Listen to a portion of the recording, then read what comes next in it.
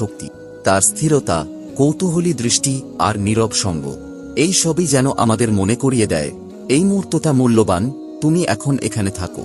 এমন মুহূর্তে আপনি বুঝতে পারেন জীবন কেবল কাজ আর রুটিন নয়, জীবন মানে সম্পর্ক, প্রথমে আল্লাহর সঙ্গে, তারপর তার সৃষ্টির সঙ্গে।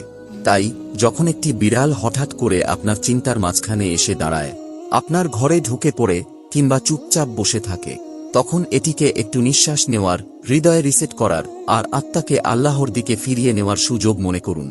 প্রিয় ভাই ও বোনেরা, সব সময় স্মরণ করিয়ে দেওয়ার জন্য শব্দ লাগে না, অনেক সময় নিঃশব্দেই হয় সবচেয়ে শক্তিশালী ভাষা।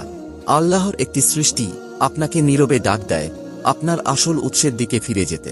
এই ছোট ছোট মুহূর্তগুলোকে অবহেলা করবেন না, এগুলো আপনার হৃদয়কে কোমল করতে পারে, এগুলো আপনাকে মনে করিয়ে দিতে পারে আল্লাহ সবসময় আপনার পাশে আছেন, দেখছেন, পথ দেখাচ্ছেন।